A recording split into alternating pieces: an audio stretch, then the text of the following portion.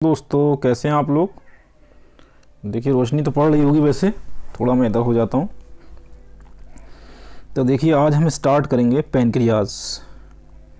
क्या स्टार्ट करेंगे? Pancreas start करेंगे। और अगर हम पैनक्रियाज की बात करें तो पैनक्रियाज के अंदर अगर देखें आप, फ़ोटो को इधर, सॉरी इसको हम साइड में कर देते हैं जो कि हमें डिस्टर्ब ना हो। तो पैनक्रियाज की खास बात क्या है? देखिए ये दो टाइप का ग्लैंड है, याद रखिएगा। ये gland pancreas is composite of it is composite of gland which act as a both exocrine as well as endocrine gland. ये दोनों टाइप का ग्लैंड है, एंडोक्राइन भी है और ये एक्सोक्राइन भी है, याद रखिएगा।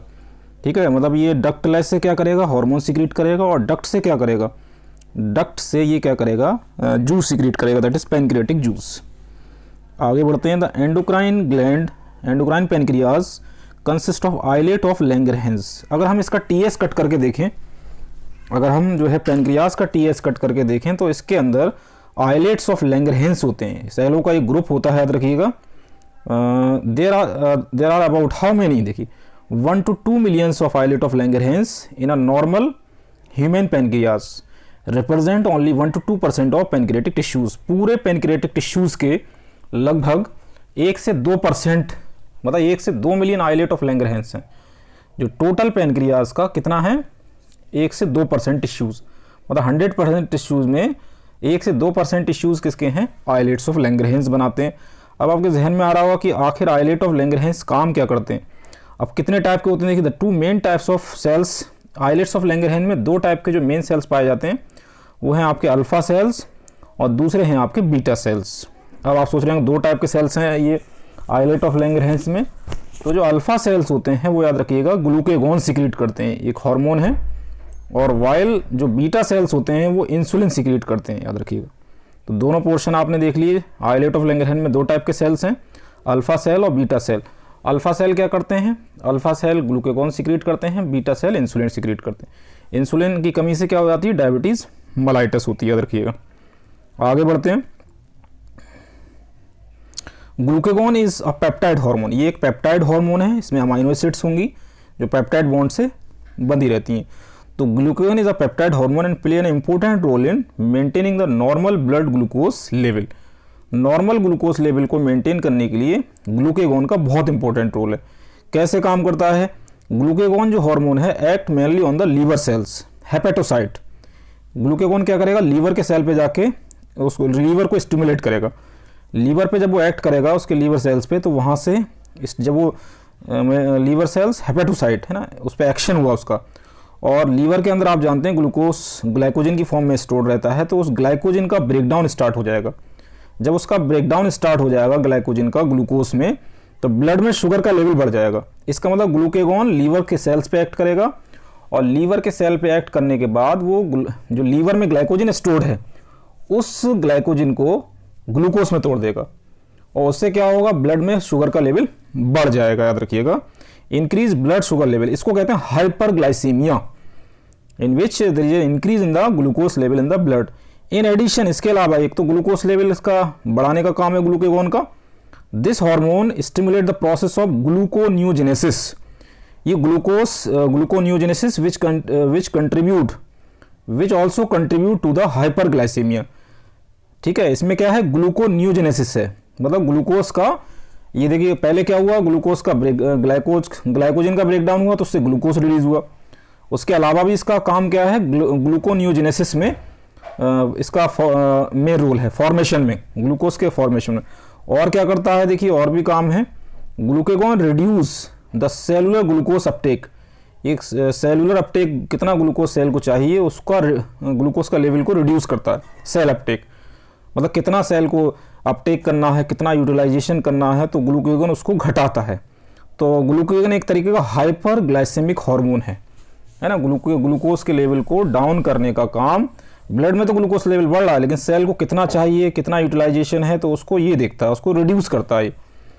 तो ये तो ग्लूकेगॉन के बारे। दूसरा हार्मोन जो है अल्फा सेल बीटा सेल से जो निकलता है, दैट इज इंसुलिन।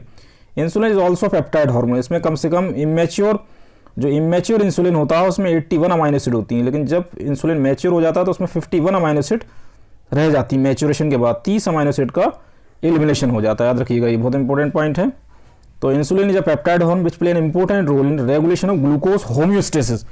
ब्लड में ग्लूकोज के लेवल को मेंटेन करने के लिए, याद रखिएगा, इंसुलिन का बहुत इंपॉर्टेंट रोल अदा करता है। इंसुलिन की प्रॉब्लम की वजह से बहुत मेडिसिन लोग लेते हैं, ठीक है, इंजेक्शन लेते हैं इंसुलिन का। इंसुलिन करता क्या, देखिए, insulin act mainly on the hepatocyte. ये हेपेटोसाइट लीवर के सेल हो गए, और एडिपोसाइट का ये एडिपोस टिश्यू के सेल हो गए, fat cells, and enhance the cellular glucose. ये सेलुलर ग्लूकोज को इन्हांस करते हैं, याद रखिएगा। आगे बढ़ते हैं, देखिए आगे क्या है, अपटेक एंड यूटिलाइजेशन, है ना। ग्लूकोज का क्या बताया इसमें, देखिए पिछला पॉइंट पूरा कंटिन्यू करते हैं। तो इस पॉइंट में क्या था, इंसुलिन क्या करेगा, हेपेटोसाइट पे और एडिपोसाइट पे लगेगा, तो क्या करेगा, ये ग्लूकोज के लेवल को बढ़ा देगा, याद रखिएगा। एंड इट अपटेक और यूटिलाइजेशन दोनों बढ़ाएगा, याद रखिएगा। एंड इसी वजह से क्या होगा, देखिए दोनों का लेवल ये बढ़ा देगा। And as a result what happen, as a result there is rapid movement of glucose from blood to hepatocyte. तो ग्लूकोज कहाँ इकट्ठा होगा, ब्लड से ग्लूकोज पहुंच जाएगा हेपेटोसाइट में, हेपेटोसाइट में पहुंचेगा और एडिपोसाइट में पहुंचेगा, दो सेलों में पहुंचेगा। मतलब ब्लड से ग्लूकोज कहाँ जा रहा है, लीवर से के सेल में जा रहा है और फैट सेल्स में जा रहा है। अच्छा, ऐसा जब होगा, रैपिड मूवमेंट होगा ग्लूकोज का ब्लड से लीवर सेल में और एडिपोसाइट में, तो ब्लड में ग्लूकोज का लेवल घट जाएगा। ब्लड में ग्लूकोज का लेवल घट जाएगा तो क्या हो जाएगा, हाइपोग्लाइसीमिया हो जाएगी, याद रखिएगा। मतलब ये कंडीशन है हाइपोग्लाइसीमिया। और इंसुलिन क्या काम करती है, एक तो ये ग्लूकोज लेवल ब्लड में डाउन करती है, याद रखिएगा। पैनक्रियास से ये हार्मोन निकलता है बीटा सेल से। Insulin also stimulate the conversion of glucose to glycogen.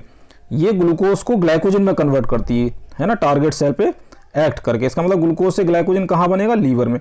तो लीवर में ये क्या करती है, लीवर में इंसुलिन क्या करेगी, ग्लूकोज को इकट्ठा कर देगी ग्लाइकोजन की फॉर्म में। एक ये काम हो गया। The glucose homeostasis in blood is दस मेंटेन ज्वाइंटली बाय टू। तो इसका मतलब जो ग्लूकोज का होम्योस्टेसिस है, मेंटेनेंसी, वो दो हार्मोन इंपॉर्टेंट रोल अदा कर रहे हैं। एक तो इंसुलिन हो गया और दूसरा ग्लूकेगॉन हो गया। इंसुलिन क्या करता है, ग्लूकोज के लेवल को डाउन करता है, और ग्लूकेगॉन क्या करता है, इंसुलिन का लेवल ब्लड में बढ़ाता है, ये ब्लड में घटाता है। तो देखिए डिजीज कौन कौन सी बीमारियां हो सकती हैं इससे, प्रोलॉन्ग, लंबे समय तक prolong hyperglycaemia lead to a complex disorder called diabetes mellitus. एक बीमारी है डायबिटीज, जो कि ग्लूकोज क्या होगा, इंसुलिन की कमी की वजह से होती है, याद रखिएगा। ब्लड में अगर इंसुलिन का लेवल कम हो जाए तो क्या होगा, इंसुलिन का सिक्रीशन ही, बीटा सेल खराब हो जाते हैं, याद रखिएगा। बीटा सेल खराब होने की वजह से क्या, इंसुलिन का प्रोडक्शन नहीं होता है, और क्या होगा, डायबिटीज मेलाइटस होता है। विच इज क्या होगा, अब क्या होगा, जब इंसुलिन नहीं होगा ब्लड में, रिलीज ही नहीं होगा, तो ग्लूकोज जो है यूरिन में आने लगेगा। And the formation of harmful compound called ketone body. Diabetes patient are successfully treat, insulin therapy से इसको ट्रीट कर सकते हैं। तो it is all about pancreas. मिलते हैं नेक्स्ट वीडियो में। Keep watching, sharing and subscribe my channel.